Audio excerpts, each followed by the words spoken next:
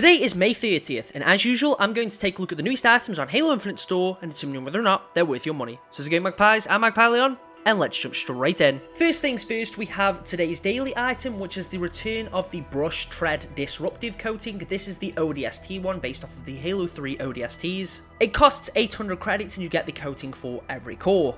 The coating does have the unique property of actually applying to the ODST chest piece and the UA Sacrifice chest piece on the Rakshasa core. And although it's definitely not the most interesting coating, at the same time I do believe it's a pretty good one. However, 800 credits for essentially one coating is definitely quite pricey. And although I own this one, that doesn't necessarily mean I think that the price tag is fair. Next up, we've got the return of the Cat Lovers bundle. This is an interesting one because on the store it tells you it's on sale for 700 credits as opposed to the 1000 credits it was originally released at. You get 4 items here: the Faded Blush Armor Coating, the Perfect Audio Helmet Attachment, the Tabby Weapon Charm, and the Cat Weapon Charm, which is Cat's helmet from Halo Reach. Now I say it's interesting because as far as I'm aware, that 700 price tag is actually the bundle's permanent price now, so this isn't necessarily a sale, more so a permanent reduction. And that hasn't come about since today. That has been a couple of weeks now since the bundle was permanently available. I could be incorrect as it's been a little while since I've actually checked the price of the bundle, but I'm pretty sure 700 is its permanent price.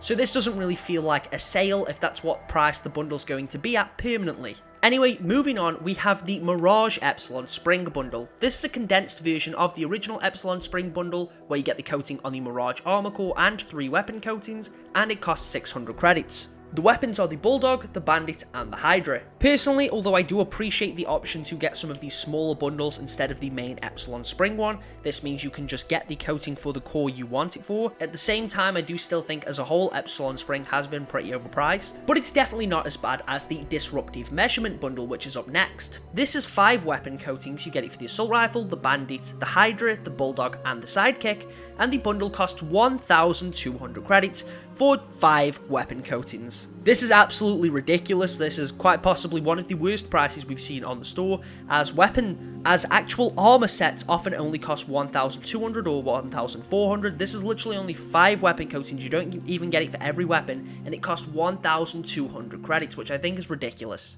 Our final bundle this week is the return of Synthetic Dawn. In this, you get the Noob Cube Legendary Stance, the Flayer Christ Knife shoulder pads for the Chimera core, the Flayed Nerve coating, which kind of reminds me of Nerf, for the Chimera core, and the Synthetic Dawn armor effect, which isn't too bad. However, this bundle does cost 1,200 credits, which again, I do think is pretty overpriced for the bundle. The stuff here is cool, but I don't think this should cost any more than maybe 800 or 1,000 credits, as you really don't get too much here. Anyway, moving on to this week's ultimate reward, you should be able to earn yourself the Orchid Cluster Visor, which is a pretty decent one. It has the same pattern as the visor that came with Flenser, but I think the colours of this one are much nicer, and this isn't a terrible reward. Whether or not I'll unlock this one, I'm not too sure. And to cap things off this week, our Spartan of the week is from Duchess Taco, and it's a pretty tanky Stormfall build. I like the coating choice here, and the armor choices do go pretty well together. Even if I'm not a huge fan of that chest piece, I think a lot of the choices here do work, and overall it's a pretty solid build. If you want the chance to be featured as the Spartan of the week, make sure to join the Discord. I will leave a link to that in the pinned comment. We've been doing a few other cool things in there too, like playtesting a Forge map I'm currently working on with a few other people, and I often try my best to engage people in the Discord in some other stuff like an upcoming free-for-all tournament, as well as various video projects, so if you do join, make sure to keep an eye out for that sort of stuff. Anyway, that sums up everything this week. Thank you all for watching, and I'll catch you all in the next one.